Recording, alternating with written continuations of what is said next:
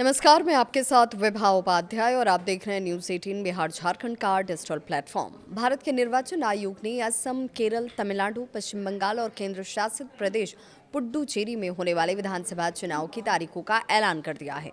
मुख्य चुनाव आयुक्त ज्ञानेश कुमार ने नई दिल्ली के विज्ञान भवन में एक प्रेस कॉन्फ्रेंस कर चुनाव कार्यक्रमों और तैयारियों की जानकारी दी। पांचों राज्यों में कुल 17.4 करोड़ मतदाता अपने मताधिकार का इस्तेमाल करेंगे और 4 मई 2026 को एक साथ चुनाव परिणाम घोषित किए जाएंगे। कब और कहां होगी वोटिंग वो भी जान लीजिए। तो चुनाव आयोग के कार्यक्रम के मुताबिक असम, केरल, पुडुचेरी में 9 अप्रैल को मतदान होगा, यानी कि एक चरण में यहाँ पर वोटिंग होगी। तमिलनाडु में 23 अप्रैल को वोट डाले जाएंगे, यहाँ पर भी एक ही चरण है। लेकिन पश्चिम बंगाल में 2 चरणों में मतदान होंगे। पहला चरण 23 अप्रैल को, वहीं दूसरा चरण 29 अप्रैल को। इन सभी राज्यों के नतीजे 4 मई को एक साथ घोषित किए जाएंगे। इन 5 राज्यों में विधानसभा की कुल 824 सीटें हैं। असम की बात कर लें तो 126 सीटें इसमें हैं, केरल में 140 सीटें, पुडुचेरी में 30 सीटें, तमिलनाडु में 234 सीटें, पश्चिम बंगाल में सबसे ज़्यादा 294 सीटों पर लोग अपने मताधिकार का इस्तेमाल करेंगे। अब मतदाताओं की अगर बात करें तो असम में 2.25 करोड़ मतदाता हैं, तो केरल में 2.7 करोड़ मतदाता, पुडुचेरी में 9.44 लाख मतदाता, तमिलनाडु में 5.67 करोड़ मतदाता, पश्चिम बंगाल में ये संख्या 6.44 करोड़ मतदाता के तौर पर आती है। इन चुनावों के लिए करीब 2.19 लाख मतदान केंद्र बनाए गए हैं और लगभग 25 लाख कर्मचारियों को चुनाव ड्यूटी में लगाया गया है। इस बार चुनाव को पारदर्शी बनाने के लिए कई नई व्यवस्थाएं भी लागू की गई हैं। सभी मतदान केंद्रों पर 100% वेबकास्टिंग की व्यवस्था होगी। मतदान के दौरान हर 2 घंटे में वोटिंग प्रतिशत को अपडेट किया जाएगा।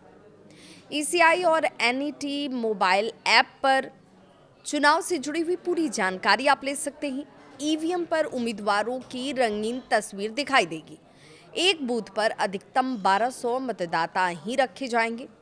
इसके अलावा सोशल मीडिया पर फेक न्यूज़ पर कड़ी निगरानी रखी जाएगी।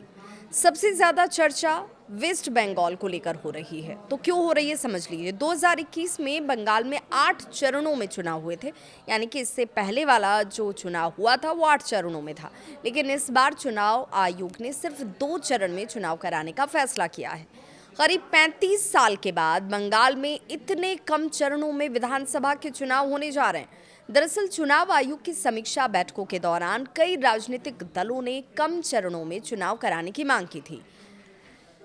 बीजेपी की बात करें तो बीजेपी ने 1 या 2 चरण में चुनाव कराने की बात कही थी। कम्युनिस्ट पार्टी ऑफ इंडिया, जिसे मार्क्सिस्ट के नाम से आप जानते हैं, उसने 1 चरण में चुनाव कराने की मांग की थी।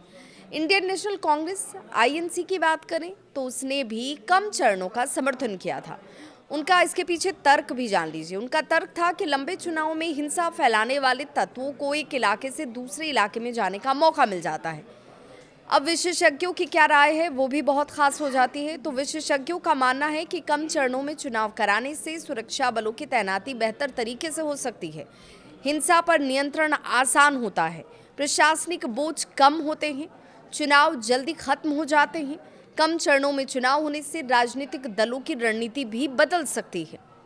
2021 के चुनाव में देखा गया था कि शुरुआती चरणों में बीजेपी को बढ़त मिलती दिखी, जबकि बाद के चरणों में ऑल इंडिया तृणमूल कांग्रेस ने मजबूत वापसी की। इस बार कम चरण होने से चुनावी माहौल जल्दी बन सकता है, यानी साफ है कि इस बार 5 राज्यों के चुनाव कई मायनों में खास होने वाले हैं। एक तरफ तकनीक और पारदर्शिता पर जोर है, तो दूसरी तरफ पश्चिम बंगाल में कम चरणों में चुनाव कराने का बड़ा प्रयोग भी देखने को मिल रहा है।